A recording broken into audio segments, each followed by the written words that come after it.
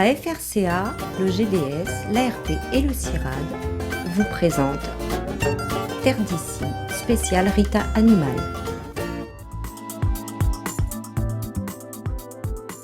Après le Rita horticole mis en place en 2012, deux nouveaux réseaux d'innovation et de transfert agricole ont été créés en 2015 à La Réunion. Il s'agit du Rita Canne, animé par Aircan, un organisme de recherche et de développement de la canne à sucre, et du Rita Animal, porté par la FRCA, la Fédération régionale des coopératives agricoles. Ce qui est très important, en fait, c'est remettre l'agriculteur au centre du dispositif. Donc le principe du réseau Rita, c'est de prendre tous les acteurs du développement agricole de la filière animale et de faire en sorte qu'en fait, ensemble, en partenariat, ils répondent aux problématiques des filières. Pour ce faire, une quarantaine de besoins et de demandes émanant des professionnels a été répertoriée et priorisée. Elles concernent en particulier les problématiques liées aux conditions sanitaires et de l'alimentation et des prairies au niveau des bovins.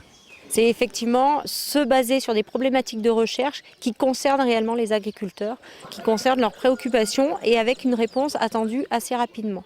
Pour tenir ces délais et parvenir à des résultats probants rapidement, le Rita Animal s'appuie sur les compétences et le savoir-faire des chercheurs du CIRAD, de l'ARP, l'Association réunionnaise de pastoralisme et du GDS Réunion, le groupement de défense sanitaire. On a effectivement à gérer un certain nombre d'actions au niveau du Rita Animal. Donc la première des missions, ça va être les missions d'épidémiosurveillance. C'est de relancer tous les suivis épidémiologiques au sein de chaque filière animale à La Réunion. Donc du bœuf à l'abeille, avec différents réseaux qui seront mis en place, avec des maladies à prioriser, à suivre vis-à-vis de l'actualité sanitaire qui peut se passer dans la zone océan Indien, mais aussi en fonction du contexte local. Un accent particulier sera également mis sur la qualité sanitaire du cheptel. En fait, on va travailler sur deux problématiques, les hémoparasitoses. Les hémoparasitoses, en fait, ça fait partie des 3 premières causes de mortalité en élevage bovin, allaitant ou laitier. Et après, on a aussi un travail axé sur les bavites. Et donc, en fait, on va essayer de comprendre ces mécanismes pour mieux les anticiper.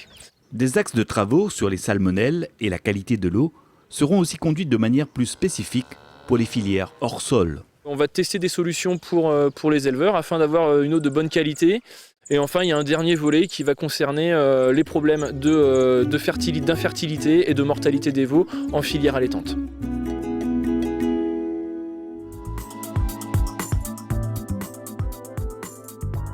Dans le cadre du Rita Animal, l'ARP va ainsi axer ses actions sur la valorisation des acquis de la recherche menée ces dernières années sur les fourrages.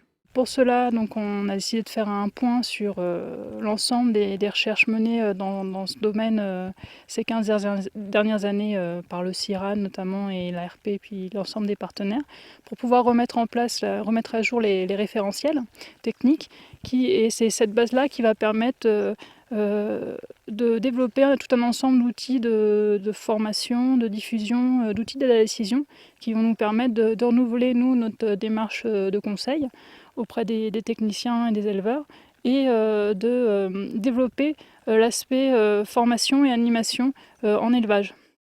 On est, nous, équipés à l'ARP d'un laboratoire avec des analyseurs infrarouges où, grâce à ces appareils-là, on arrive à faire des suivis de valeur alimentaire de l'herbe et de niveau de matière sèche des fourrages. Donc la matière sèche est hyper importante sur les ensilages. Et donc par rapport à ces outils-là, on sort des valeurs alimentaires qui serviront après à la nutrition des vaches laitières et des vaches allaitantes en termes de complémentation. Afin de compléter le dispositif, des éleveurs référents ont également été associés au réseau. Philippe Picard est l'un d'entre eux. Éleveur naisseur sélectionneur depuis une trentaine d'années à la plaine des Cafres, il est, avec son épouse et son fils, à la tête d'un troupeau de 80 vaches allaitantes. Enfin, moi, la première chose que j'ai trouvée intéressante, le Rita, ça nous a permis de se mettre autour d'une table. Et ça, c'est une bonne chose, je pense, pour pouvoir tous ensemble travailler dans la même direction, je dirais.